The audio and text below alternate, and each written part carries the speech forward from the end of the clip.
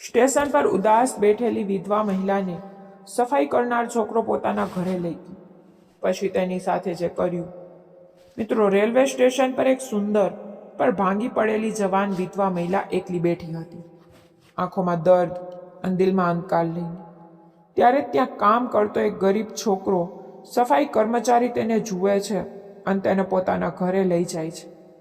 પરંતુ તે રાત્રે છોકરાએ વિધવા મહિલા સાથે જે કર્યું તેનાથી માનવતા મરી ગઈ.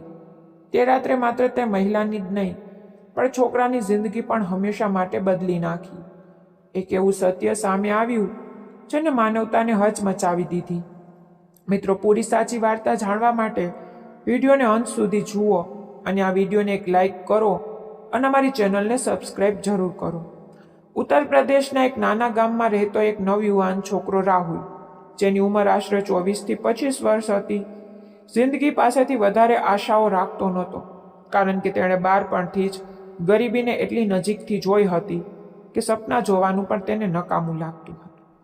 તેનું ઘર માટીની દિવાલો અને પતરાની છતથી બનેલું એક નાનું ઝૂંપડું હતું, જ્યાં વરસાદનું દરેક ટીપું છત પરથી ટપકતું હતું અને શિયાળામાં ઠંડી હવા અંદર સુધી ખૂંચતી હતી.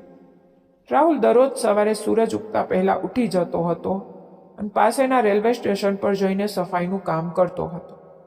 આ જ તેની રોજી હતી અને આ જ તેની દુનિયા હતી. તે પ્લેટફોર્મ પર સાવરણી ફેરવતો, કચરો ઉપાડતો અને બદલામાં તેને થોડા ઘણા પૈસા મળી જતા, જેનાથી તે માંડ માંડ પોતાનું પેટ ભરતો હતો. પરંતુ તેની અંદર એક વસ્તુ બહુ ખાસ હતી. તેની ઈમાનદારી અને તેનું દિલ. તે દરેકની મદદ કરતો હતો, ભલે પોતે ભૂખ્યો કેમ ન રહી છે. તે જ રેલવે સ્ટેશન પર એક દિવસ કંઈક એવું થયું જેને તેની આખી જિંદગી બદલી નાખી. તે દિવસે સાંજનો સમય હતો. પ્લેટફોર્મ નંબર 3 પર ટ્રેન આવવામાં હજુ વાર હતી અને લોકો અહીં તહીં બેઠા હતા. રાહુલ હંમેશની જેમ સફાઈ કરી રહ્યો હતો ત્યારે જ તેની નજર એક ખૂણામાં બેઠેલી એક મહિલા પર પડી. તે મહિલા બાકીના લોકો કરતાં અલગ હતી. તેના ચહેરા પર એક અજીબ દર્દ હતું. આંખો સોજી ગયેલી હતી, જાણે ખૂબ રડી હોય. તેને સાધારણ સાડી પહેરી હતી, પરંતુ તેના ચહેરાની સુંદરતા તે સાદગીમાં પણ સાફ દેખાઈ રહી હતી. તેની ઉંમર આશરે 30 થી 32 વર્ષની વચ્ચે હશે. તે માથું નમાવીને ચૂપચાપ બેઠી હતી, જાણે દુનિયા સાથે તેનો કોઈ સંબંધ જ ન હોય. રાહુલે પહેલાં તો ધ્યાન ન આપ્યું, પણ થોડી વાર પછી તેને લાગ્યું કે આ મહિલા છેલ્લા કેટલાય કલાકોથી ત્યાં જ બેઠી છે અને તેને કંઈ ખાધું પણ નથી. તેની અંદરની માનવતા જાગી ગઈ. તે ધીરેથી તેની પાસે ગયો અને બોલ્યો, બહેનજી, તમે ઠીક તો છો? તમારે કંઈ જોઈએ છે? મહિલાએ માથું ઊંચું કર્યું અને તેની આંખોમાં એવી રીતે જોયું જાણે તે બહુ દૂરથી પાછી ફરી. તેનો અવાજ ધીમો અને તૂટેલો હતો. તેને કહ્યું, મારે કંઈ નથી જોઈતું, હું ઠીક છું. પરંતુ રાહુલ સમજી ગયો કે તે ઠીક નથી. તેને કંઈ પણ વિચાર્યા વગર પોતાની પત્ની પાસે રાખેલું થોડું ખાવાનું તેની તરફ લંબાવ્યું અને બોલ્યો, મારી પાસે વધારે તો નથી, પણ તમે ખાઈ લો. મહિલાએ પહેલાં ના પાડી, પણ પછી પોતાની હાલત જોઈને તેને ખાવાનું લઈ લીધું અને ધીરે ધીરે ખાવા લાગી. રાહુલ ત્યાં જ ઊભો રહીને તેને જોતો રહ્યો. થોડી વાર પછી તેને પૂછ્યું, તમે અહીં ક્યારથી બેઠા છો? તમારું ઘર ક્યાં છે? આ વખતે મહિલાની આંખોમાં આંસુ આવી ગયા. તેણે ધીમેથી કહ્યું, મારું હવે કોઈ ઘર નથી. આ સાંભળીને રાહુલના દિલમાં કંઈક ખૂચ્યું. તેને પૂછ્યું, તમારું નામ શું છે?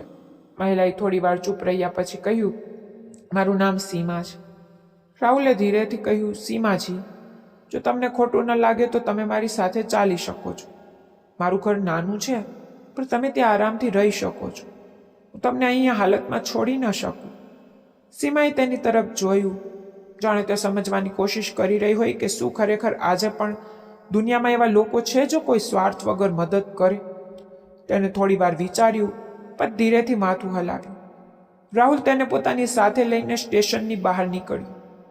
રસ્તામાં બંને ચૂપ હતા, પણ તે ચૂપકીદીમાં પણ એક અજાણ્યો ભરોસો બંધાવા લાગ્યો. જ્યારે તેઓ તેના ઝૂંપડા પાસે પહોંચ્યા તો સીમાએ ચારે તરફ જોયું.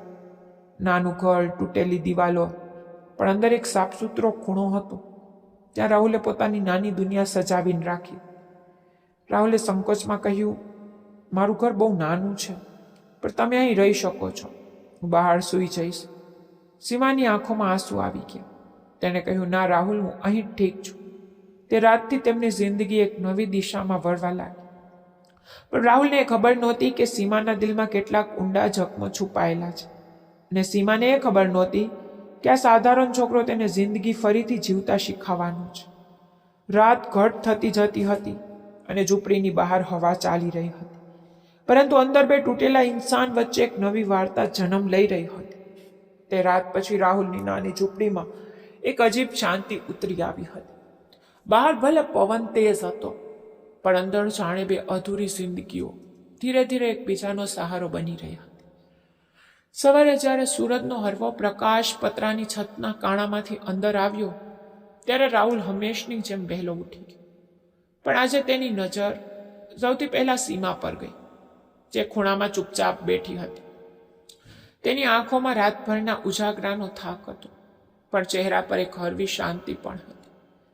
રાહુલે કંઈ પણ કહ્યા વગર ચૂલા પર પાણી ચડાવ્યું અને ચા બનાવવા લાગ્યો.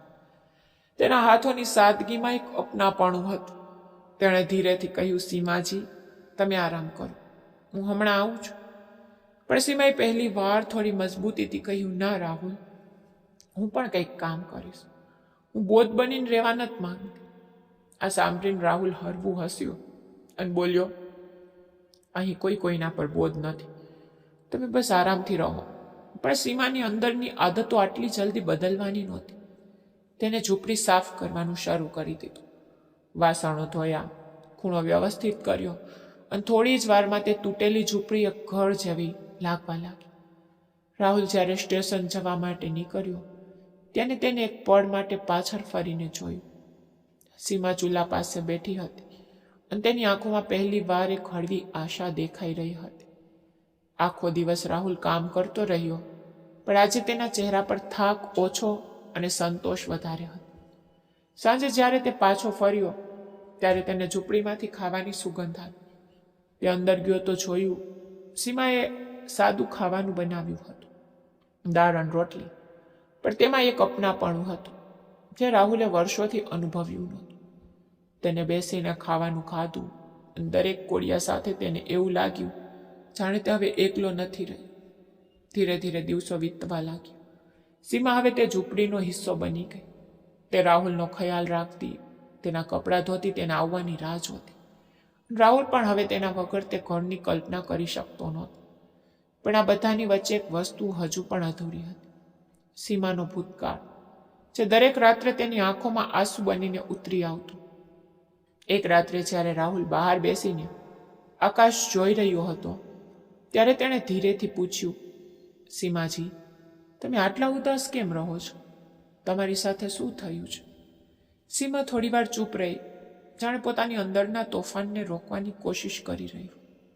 પછી તેની આંખોમાંથી આંસુ વહેવા લાગ્યા અને તેને કહેવાનું શરૂ કર્યું, મારું પર એક ઘર હતું રાહુલ, એક સારું ઘર, એક પતિ, પણ તે માણસ નહોતો. તે મારા માટે એક સજા હતો. તે રોજ દારૂ પીને આવતો અને મને મારતો, ગાળો દેતો. મને એક ઇન્સાન નહોતો સમજતો. મેં બહુ સહન કર્યું રાહુલ, કારણ કે મને લાગતું કે લગ્ન એક બંધન છે જેને નિભાવવું પડે. પણ એક દિવસ હદ પાર થઈ ગઈ. તેને મને એટલી ખરાબ રીતે મારી કે હું કેટલાય દિવસો સુધી ઉઠી ન શકી. તે જ દિવસે મેં નિર્ણય કર્યો કે હવે નહીં, હું તેને છોડીને ચાલી આવી. પણ મારી કિસ્મત કદાચ વધારે કઠોર હતી. થોડા મહિનાઓ પછી ખબર પડી કે તે દારૂના નશામાં મરી ગઈ અને તે દિવસથી લોકો મને વિધવા કહેવા લાગ્યા. સમાજે મને જીવવા ન દીધી. દરેક નજરમાં મહેણું હતું, દરેક વાતમાં તિરસ્કાર. હું તૂટી ગઈ હતી રાહુલ, પૂરી રીતે તૂટી ગઈ હતી. એટલે એક દિવસ બધું છોડીને અહીં આવી ગઈ. કદાચ ક્યાંક શાંતિ મળી જાય. આ કહેતા કહેતા સીમા ધ્રુસકે ને ધ્રુસકે રોવા. રાહુલ ચૂપચાપ તેની વાતો સાંભળતો રહ્યો. તેની આંખોમાં પણ આંસુ હતા, પણ તે મજબૂત રહ્યું. તેણે ધીરેથી કહ્યું, હવે તમે એકલા નથી, હું છું તમારી સાથે. અને આ સાંભળતા જ સીમાએ પહેલી વાર કોઈના પર ભરોસો કર્યો. તેને આંસુઓની વચ્ચે એક હળવું સ્મિત આપ્યું. તે રાત્રે બંને ચૂપચાપ બેસી રહી, પણ તેમની વચ્ચેનું અંતર હવે પહેલા જેવું રહ્યું નહોતું. હવે ત્યાં એક એવો સંબંધ બનવા લાગ્યો હતો જે નામનો મોહતાજ નહોતો. સમયની સાથે આ સંબંધ વધુ ઊંડો થવાનો હતો. પણ તેમને હજુ અંદાજો નહોતો કે આ રસ્તો આટલો સરળ નહીં હોય, કારણ કે સમાજની નજરો હવે તેમના પર ટકવાની હતી. દિવસો તો ધીરે ધીરે વીતી રહ્યા હતા અને રાહુલની નાની ઝૂંપડી હવે માત્ર રહેવાની જગ્યા નહીં પણ એક ઘર બની ગઈ હતી, જ્યાં સવારની શરૂઆત ચાની સુગંધથી થતી અને રાતો એક સુકૂન ભરેલી શાંતિમાં ખતમ થતી. સીમા હવે પહેલા જેવી તૂટેલી અને ગભરાયેલી રહી નહોતી. તેના ચહેરા પર હવે એક હળવું સ્મિત રહેવા લાગ્યું હતું અને રાહુલ માટે તે સ્મિત કોઈ સંપત્તિથી ઓછું નહોતું. રાહુલ રોજ સવારે કામ પર જતા પહેલા તેને પૂછતો કે તેને કંઈ જોઈએ છે તો નથી, અને સીમા દરેક વખતે બસ એટલું જ કહેતી કે તમે તમારું ધ્યાન રાખજો. આ નાની નાની વાતોમાં જ બંને વચ્ચે કુંડો સંબંધ બંધાતો જતો હતો. પરંતુ જ્યાં એક તરફ આ સંબંધ મજબૂત થઈ રહ્યો હતો, બીજી તરફ ગામના લોકોની નજરો પણ હવે તેમના પર પડવા લાગી હતી. કેટલાક લોકોએ જોઈ લીધું હતું કે એક જવાન છોકરો પોતાના ઘરમાં એક વિધવા મહિલાને રાખી રહ્યો છે, અને બસ પછી તો શું, ધીરે ધીરે વાતો ફેલાવા લાગી. ચોરે ને ચોટે લોકો ચર્ચા કરવા લાગી. કોઈ કહેતું કે આ સાચું નથી, કોઈ કહેતું આ સમાજની વિરુદ્ધ છે, અને કેટલાક લોકો તો સીમાના ચરિત્ર પર જ આંગળી ઉઠાવવા લાગી. રાહુલને આ બધું સાંભળીને ગુસ્સો આવતો હતો, પણ તે ચૂપ રહેતો હતો, કારણ કે તે જાણતો હતો કે સમાજને જવાબ આપવો સરળ નથી હોતો. એક દિવસ જ્યારે રાહુલ કામ પરથી પાછો ફરી રહ્યો હતો, ત્યારે રસ્તામાં કેટલાક લોકોએ તેને રોક્યો અને મેણા મારવા લાગ્યા. બોલ્યા, રાહુલ, હવે તું મોટો માણસ બની ગયો છે, ઘરમાં જવાન સ્ત્રી રાખી લીધી છે, શરમ નથી આવતી? રાહુલે ગુસ્સામાં જવાબ આપવો હતો, પણ તેને પોતાને રોકી લીધો અને કંઈ પણ કહ્યા વગર ત્યાંથી જતો રહ્યો.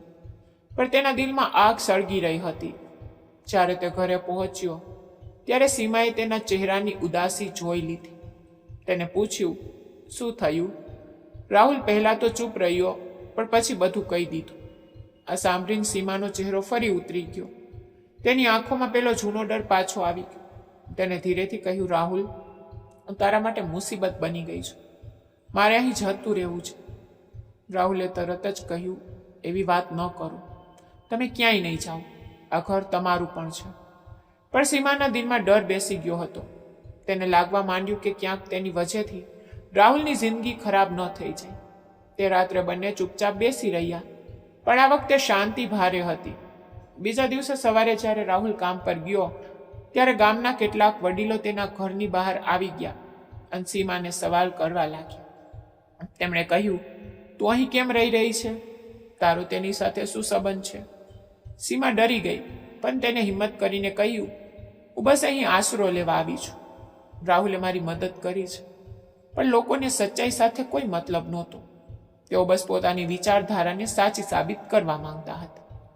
જ્યારે રાહુલ પાછો આવ્યો ત્યારે તેને આ બધું જોયું અને ગુસ્સામાં આવીને તે લોકોથી કહ્યું, અમારું ઘર છે અને હું જેને ઈચ્છું તેને અહીં રાખું, તમને સવાલ કરવાનો કોઈ હક નથી.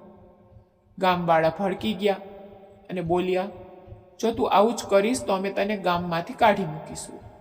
રાહુલે ડર્યા વગર કહ્યું, જો સત્યની સાથે ઊભા રહેવું ખોટું હોય તો હું આ ગામ છોડવા તૈયાર છું.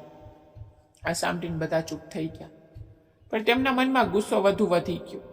તે દિવસ પછી રાહુલ અને સીમા બંને સમજી ગયા કે હવે આ રસ્તો સરળ નહીં રહે.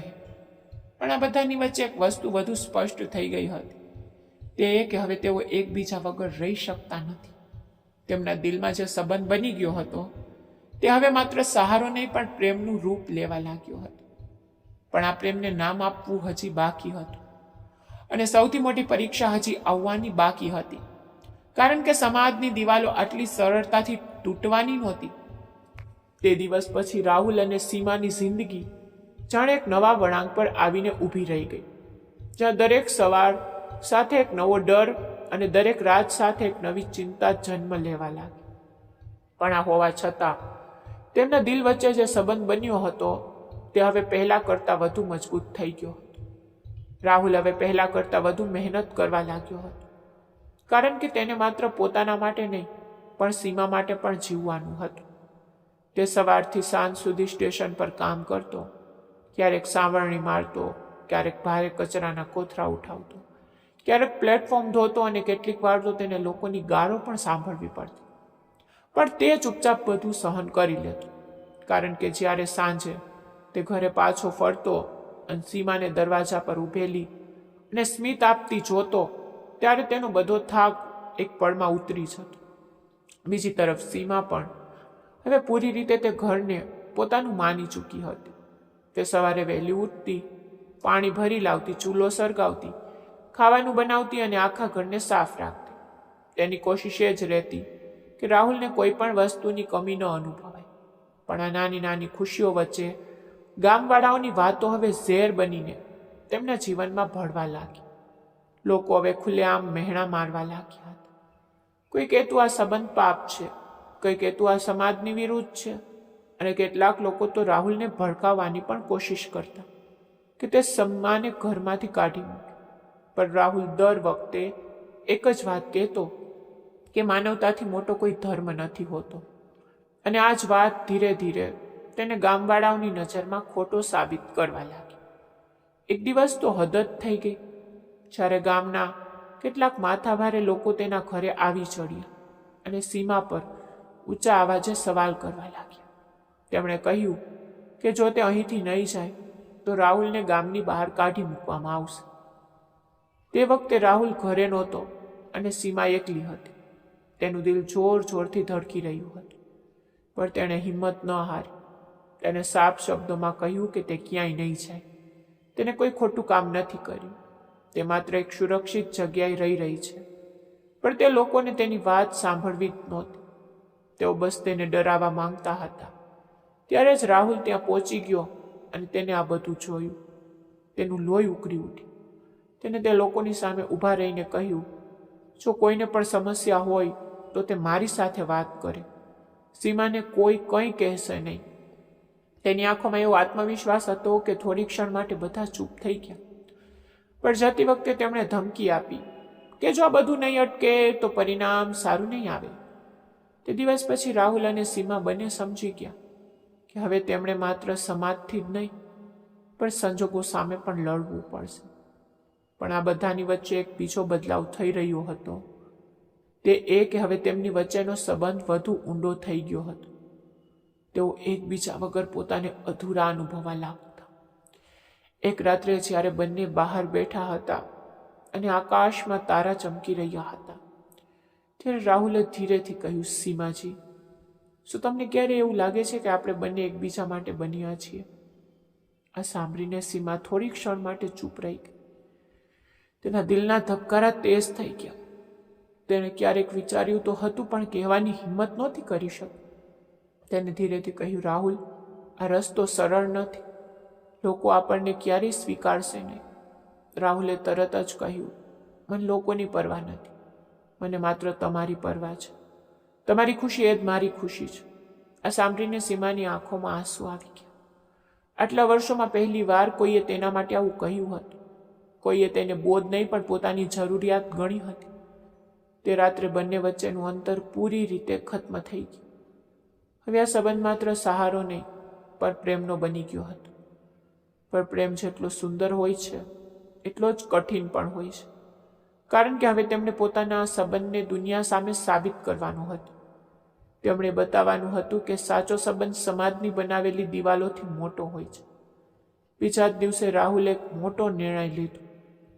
તેને ગામ છોડીને શહેર જવાનું વિચાર્યું, જેથી ત્યાં તે નવી શરૂઆત કરી શકે, જ્યાં કોઈ તેમને જજ ન કરે, જ્યાં તેઓ ખુલીને જીવી શકે. પણ આ નિર્ણય સરળ નહોતો, કારણ કે આ ગામમાં તેની બધી યાદો હતી, તેના મૂળિયા હતા. પણ હવે તેની પાસે એક કારણ હતું, સીમા. અને તે જ કારણે તેને આ હિંમત આપી કે તે બધું છોડીને આગળ વધી શકે. સીમાએ પહેલાં તો ના પાડી, પણ પછી તેને પણ સમજી લીધું કે જો તેમને એક નવી જિંદગી જોઈતી હોય તો તેમણે આ કદમ ઉઠાવવો જ પડશે. અને આ જ નિર્ણય સામે તેની જિંદગીનો એક નવો અધ્યાય શરૂ થવાનો હતો, જ્યાં તેમને ફરીથી બધું બનાવવાનું હતું. પોતાની ઓળખ, પોતાનું ઘર અને પોતાના સંબંધને એક નામ આપવાનું હતું. પણ આ રસ્તો પણ સરળ હોવાનો નહોતો, કારણ કે કિસ્મત હજી પણ તેમની પરીક્ષા લેવા તૈયાર બેઠી હતી. રાહુલ અને સીમાએ જ્યારે ગામ છોડવાનો નિર્ણય લીધો, ત્યારે તે માત્ર એક જગ્યા નહીં પણ પોતાના વીતેલા ડર, મહેણા અને દર્દને પાછળ છોડવાનો નિર્ણય હતો. પણ દરેક નવી શરૂઆતની એક કિંમત હોય છે અને તેમને પણ તે કિંમત ચૂકવવાની હતી. બીજા જ દિવસે સવારે જ્યારે સૂરજના હળવા કિરણો ઝૂંપડીની અંદર આવ્યા ત્યારે બંને વધારે સામાન લીધા વગર બસ થોડા કપડાં અને જરૂરી વસ્તુઓ એક નાની બેગમાં રાખી અને ગામને છેલ્લી વાર જોયું. તે માટીમાં તેમની યાદો હતી, દર્દ પણ હતું અને સુકૂન પણ હવે તે બધું પાછળ છૂટવાનું હતું. રાહુલે કુંડો શ્વાસ લીધો અને સીમા તરફ જોયું. તેની આંખોમાં હળવો ડર હતો, પણ સાથે જ એક ભરોસો પણ હતો.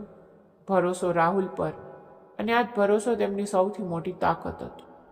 બંને ધીરે ધીરે ડગલા ભરતા ગામની સીમા ઓળંગી ગયા. રસ્તામાં શાંતિ હતી, પણ તે શાંતિમાં એક નવું સપનું પલાઈ રહ્યું હતું. શહેરમાં પહોંચતા જ તેમને અસલી સંઘર્ષનો અહેસાસ થયો. જ્યાં ગામમાં લોકો મેણા મારતા, ત્યાં શહેરમાં કોઈ તેમને જાણતું જ નહોતું. પણ અહીં જીવવા માટે દરેક દિવસે લડવું પડતું. રાહુલે ઘણી જગ્યાએ કામ શોધવાની કોશિશ કરી, પણ દરેક જગ્યાએ કાં તો અનુભવ માંગવામાં આવતો અથવા ઓળખાણ જે તેની પાસે નહોતી. આખરે તેને એક બાંધકામ સાઇટ પર મજૂરીનું કામ મળી ગયું, જ્યાં આખો દિવસ ઈંટો ઉઠાવી પડતી, સિમેન્ટ વહન કરવો પડતો અને બદલામાં બસ એટલા પૈસા મળતા કે બેટકની રોટલી ચાલી શકે. બીજી તરફ સીમાએ પણ હાર ન માની. તેને આસપાસના ઘરોમાં કામ કરવાનું શરૂ કર્યું. ઝાડુ પોતા, વાસણ, રસોઈ, જે પણ કામ મળતું તે કરતી ગઈ. શરૂઆતના દિવસો ખૂબ જ કઠિન હતા. ઘણીવાર બંને થાકીને લોતપોત થઈ જતા. ઘણીવાર ખાવાનું પણ બરાબર ન મળી શકતું. પણ દરેક રાત્રે જ્યારે તેઓ એકબીજાની સાથે બેસતા ત્યારે તેમને લાગતું કે તેઓ એકલા નથી, અને આ જ અહેસાસ તેમને બીજા દિવસે ફરીથી ઊભા થવાની તાકાત આપતો. ધીરે ધીરે તેમણે શહેરમાં એક નાનો રૂમ ભાડે લીધો. તે રૂમ બહુ નાનો હતો. ન બરાબર હવા આવતી, ન પ્રકાશ, પણ તે તેમનું પોતાનું હતું.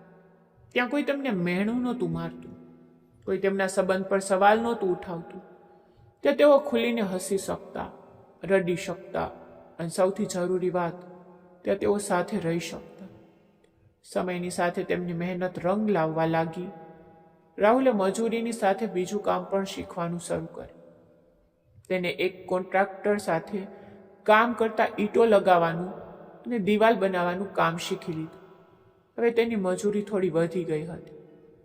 બીજી તરફ સીમા પણ હવે કામમાં નિપુણ થઈ ચૂકી હતી, અને જે ઘરોમાં તે કામ કરતી હતી ત્યાં લોકો તેની ઈમાનદારી અને મહેનતથી ખૂબ ખુશ રહેવા લાગી. પણ આ બધાની વચ્ચે તેમના દિલમાં એક જ સવાલ વારંવાર ઉઠતો કે શું તેમનો સંબંધ હંમેશા આવી રીતે અધૂરો રહેશે? શું તેમને ક્યારેય સમાજ સામે પોતાનો સંબંધ સ્વીકારવાની તક મળશે? એક રાત્રે જ્યારે બંને જમીન પર બેઠા હતા ત્યારે રાહુલે હિંમત ભેગી કરી અને કહ્યું, સીમા, હું હવે વધુ રાહ જોઈ શકતો નથી. હું ઈચ્છું છું કે આપણે આપણા આ સંબંધને એક નામ આપીએ. હું તમારી સાથે લગ્ન કરવા માંગુ છું. આ સાંભળતા જ સીમાની આંખોમાં આંસુ આવી ગયા. આ તે જ ક્ષણ હતી જેનું તેને કદાચ ક્યારેય સપનું જોયું હતું, પણ સંજોગોએ તેને સપના જોતા પણ રોકી દીધી. તેણે ધીરેથી કહ્યું, રાહુલ, શું આ સાચું હશે? લોકો શું કહેશે? રાહુલે તેનો હાથ પકડીને કહ્યું, મને હવે કોઈની પરવા નથી. મેં જિંદગીમાં ઘણું બધું ગુમાવ્યું છે, પણ હવે હું તને ખોવા નથી માંગતો. તમે મારી સાથે રહો, બસ એટલું જ કાફી છે. સીમા થોડી વાર ચૂપ રહી અને પછી તેને માથું હલાવી. તેની આંખોમાં આંસુ હતા, પણ આ વખતે તે આંસુઓમાં દર્દ નહીં પણ ખુશી હતી. બીજા જ દિવસે બંને મંદિરમાં જઈને સાદગીથી લગ્ન કરી લીધા. ન કોઈ શોર બકોર હતો, ન કોઈ ભીડ. બસ બે દિલ હતા જે એકબીજાના થઈ ગયા હતા.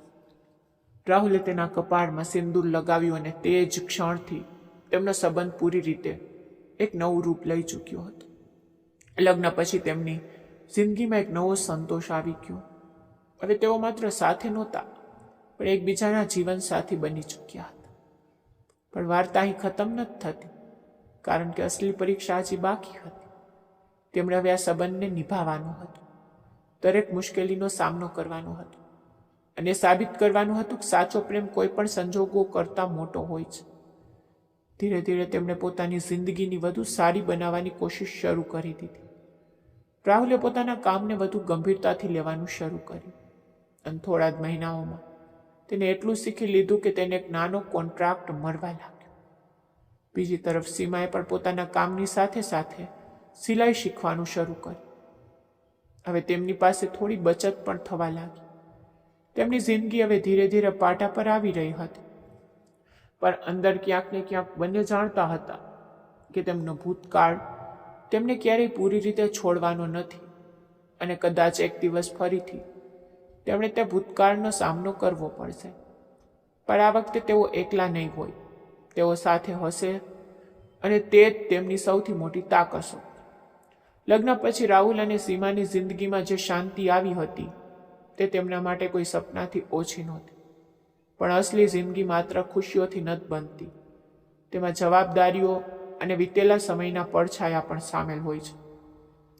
તેમનો નાને ભાડેનો રૂમ હવે એક ઘર બની ગયો હતો, જ્યાં સવારની શરૂઆત ચાની સુગંધથી થતી અને રાતો એકબીજાના સહારે પૂરી થતી.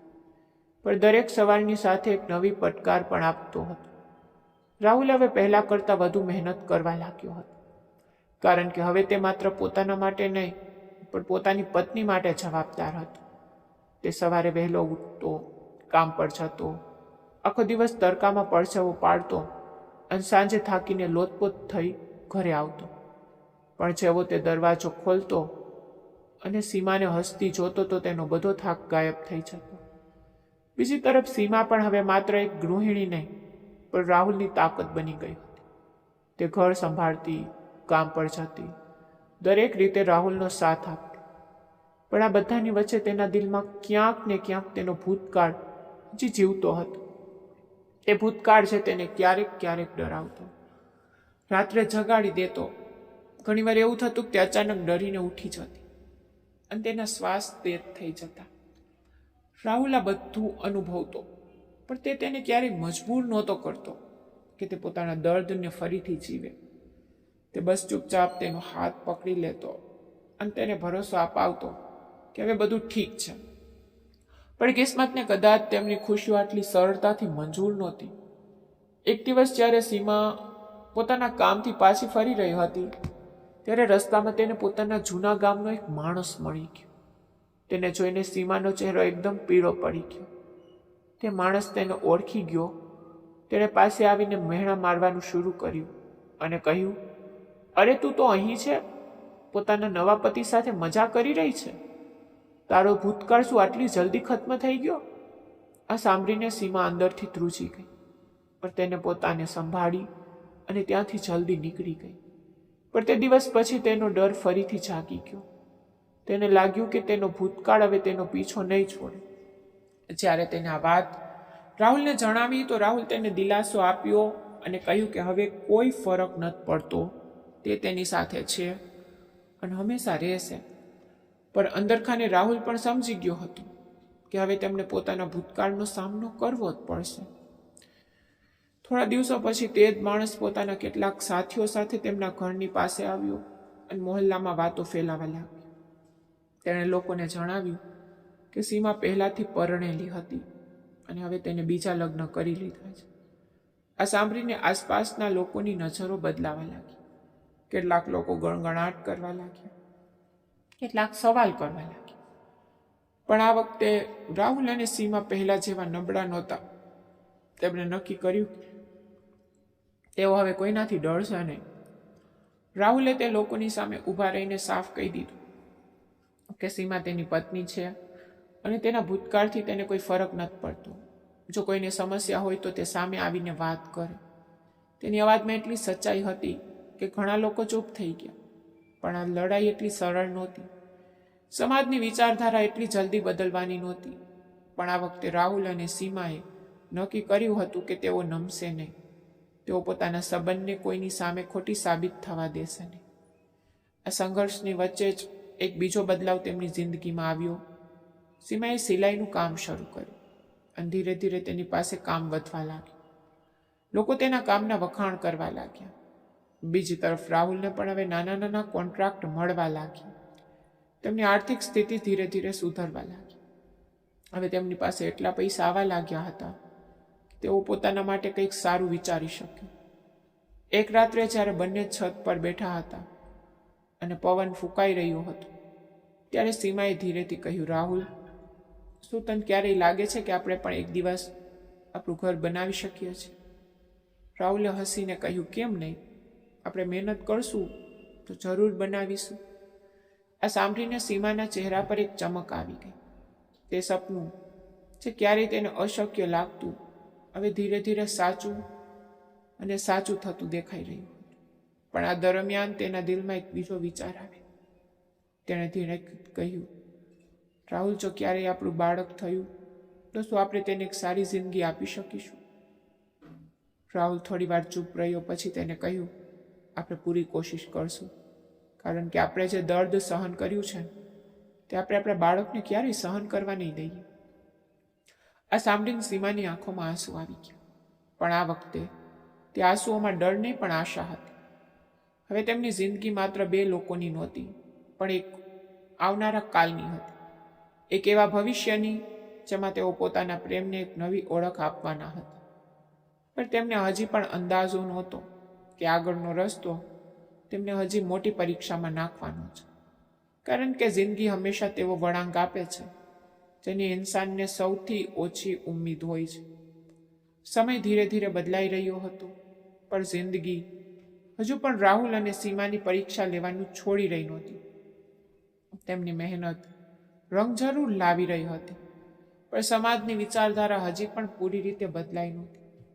છતાં પણ હવે ફરક એ હતો કે પહેલા જ્યાં તેઓ ડરતા હતા હવે ત્યાં ડટીને ઊભા રહી જતા હતા. તેમનો નાનો રૂમ હવે પહેલા કરતાં વધુ સજેલો રહેવા લાગ્યો હતો.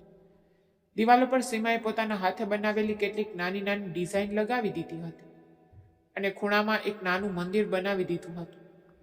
રાહુલ જ્યારે સાંજે કામ પરથી આવતો ત્યારે તેને હવે માત્ર એક ઘર નહીં પણ એક સુકૂન મળતું હતું. પણ આ સુકૂનની વચ્ચે એક દિવસ એવો આવ્યો જેણે તેમની જિંદગીને ફરીથી હલાવી દીધી. સીમાને કેટલાક દિવસોથી નબળાઈ અનુભવાઈ રહી હતી. પહેલાં તેને નજરઅંદાજ કરી, પણ જ્યારે હાલત વધુ બગડવા લાગી તો રાહુલ તેને ડૉક્ટર પાસે લઈ ગયો. તપાસ પછી જે ખબર સામે આવી તેને બંનેને એકસાથે ખુશ પણ કર્યા અને ડરાવી પણ દીધી. સીમા મા બનવાની હતી. આ સાંભળીને રાહુલની આંખોમાં ખુશીના આંસુ આવી ગયા. તેને ક્યારેય વિચાર્યું પણ નહોતું કે તેની જિંદગીમાં આટલું મોટું સુખ આવશે. પણ તે જ પળે તેના દિલમાં જવાબદારીનો ભાર પણ વધી ગયો. હવે તેને માત્ર એક પતિ નહીં પણ એક પિતા પણ બનવાનું હતું. સીમા પણ ખુશ હતી, પણ તેના દિલમાં ક્યાંક ને ક્યાંક ડર પણ હતો. તેને પોતાના ભૂતકાળની યાદો સતાવા લાગી. તેને લાગતું કે ક્યાંક તેનો વીતેલો કાલ તેના આવનારા બાળક પર અસર ન કરે. પણ રાહુલ દર વખતે તેને સમજાવતું કે હવે બધું બદલાઈ ચૂક્યું છે, હવે તેમનું ભવિષ્ય તેમના હાથમાં છે.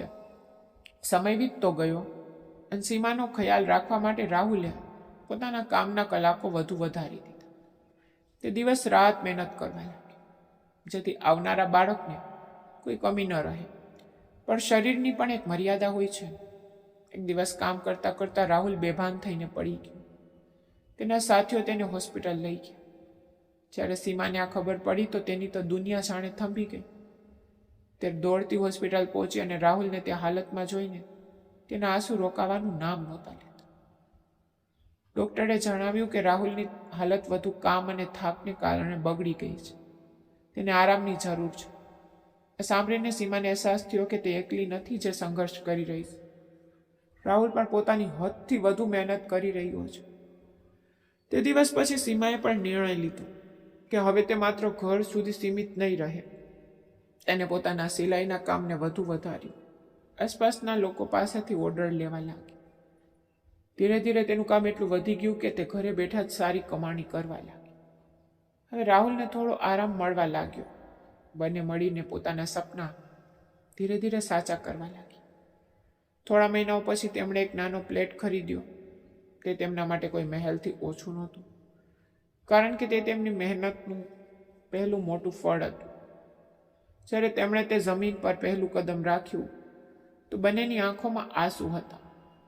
આ આંસુ ખુશીના હતા, ગર્વના હતા અને તે સફરની યાદોના જે તેમણે સાથે નક્કી કર્યો. પણ આ દરમિયાન ફરી એક વાર ભૂતકાળે દસ્તક લીધી. તે જ લોકો જેમણે પહેલાં તેમને હેરાન કર્યા હવે ફરે સામી આવી ગયા. તેમણે તેમની ખુશીઓને જોઈને ઈર્ષા અનુભવી અને તેમને ફરીથી નીચા દેખાડવાની કોશિશ કરી. તેમણે કહ્યું કે ગમે તેટલા આગળ વધી જાઓ પણ તમારો ભૂતકાળ ક્યારેય તમારો પીછો નહીં છોડે. આ વખતે રાહુલ ચૂપ રહ્યો નહીં. તેણે પૂરા આત્મવિશ્વાસ સાથે કહ્યું કે ઇન્સાનનો ભૂતકાળ તેની ઓળખ નથી હોતો. તેની ઓળખ તેનો વર્તમાન અને તેનું કર્મ હોય છે. અને આજે અમે જે છીએ તે અમારી મહેનતને કારણે છીએ. આ સાંભળીને આસપાસ ઊભેલા લોકો પણ તેની વાત સાથે સહેમત થવા લાગ્યા. ધીરે ધીરે તે જ સમાજ છે તેમને મહેણા મારતો હવે તેમની ઇજ્જત કરવા લાગ્યો. લોકો તેમની મહેનત અને સચ્ચાઈને સમજવા લાગ્યા અને તે જ તેમની સૌથી મોટી જીત હતી. થોડા સમય પછી તેમનું નાનું ઘર પણ બનીને તૈયાર થઈ ગયું. તે ઘર મોટું નહોતું પણ તેમાં સુકૂન હતું, પ્રેમ હતો અને એક નવી જિંદગીની સુગંધ હતી. સીમા હવે પોતાના બાળકના આવવાની રાહ જોઈ રહી હતી અને રાહુલ રોજ તે ઘરને વધુ સારું બનાવવામાં લાગ્યો હતો. બંનેની આંખોમાં હવે ડર નહીં પણ ઉમ્મીદ હતી. પણ વાર્તા હજી પૂરી નથી થઈ, કારણ કે છેલ્લા વળાંક પર હજી બાકી હતી. જે તેમની જિંદગી તેમને કેવી ભેટ આપવાની હતી, જે તેમના બધા દર્દને હંમેશા માટે મિટાવી દે છે. સમય જાણે પોતાની ગતિથી ચાલતો રહ્યો, પણ રાહુલ અને સીમાની જિંદગી હવે પહેલા જેવી રહી નહોતી. તે સંઘર્ષ જે ક્યારેય તેમને તોડી દેતો હવે તે જ તેમની તાકાત બની ચૂક્યો હતો. તેમનું નાનું ઘર હવે પૂરી રીતે બનીને તૈયાર થઈ ચૂક્યું હતું. માટીની સુગંધ, દિવાલો પર તાજો રંગ, દરવાજાની સામે એક નાનો આંગણો જ્યાં સીમાએ પોતાના હાથે તુલસીનો છોડ લગાવ્યો હતો. તે ઘર નાનું જરૂર હતું પણ તેમાં એક દુનિયા વસતી, એક એવી દુનિયા જે દર્દમાંથી નીકળી અને પ્રેમમાં ઢળી ચૂકી. સીમા હવે પોતાના જીવનના સૌથી મહત્વપૂર્ણ પડાવ પર હતી.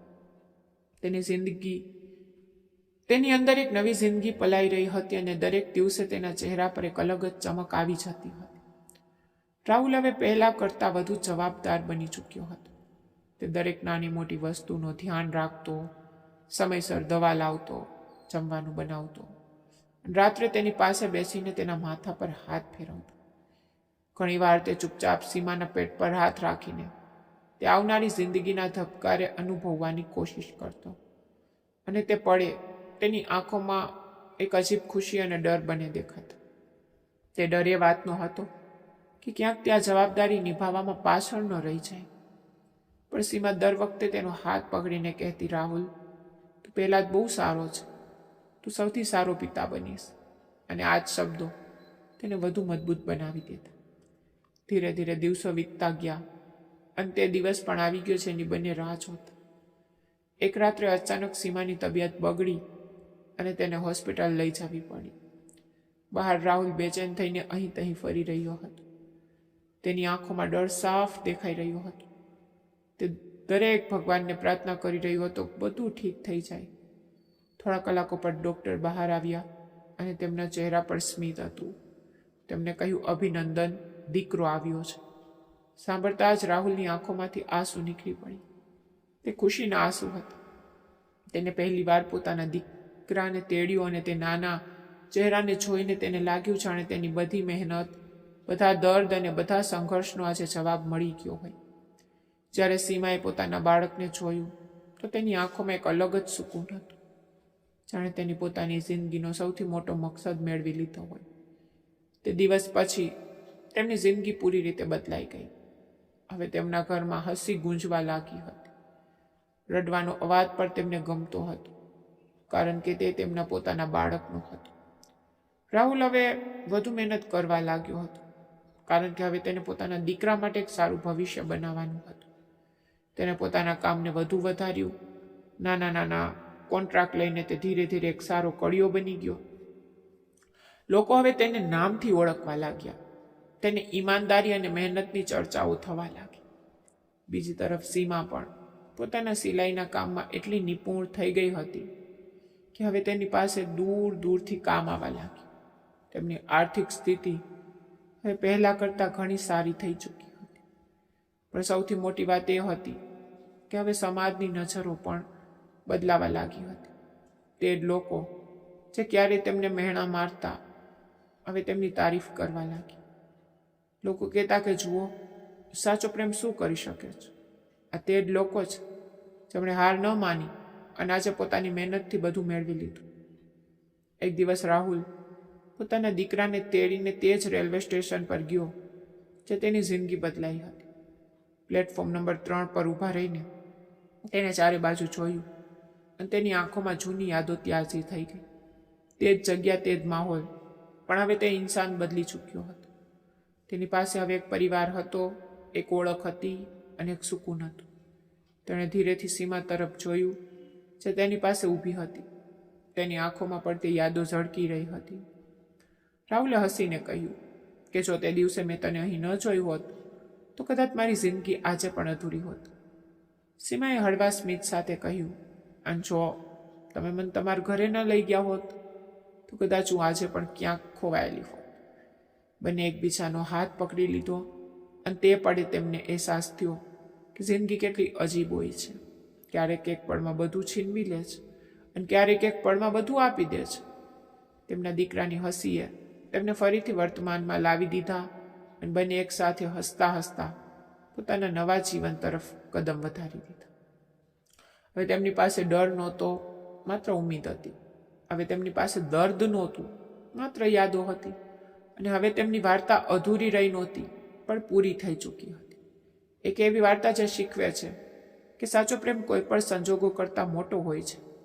અને જો બે લોકો એકબીજાનો સાથ ન છોડતા તો જિંદગી તેમને એક ને એક દિવસ જરૂર તે બધું આપી દે છે જેનું તેમણે ક્યારેય સપનું જોયું હોય છે. ધન્યવાદ મિત્રો.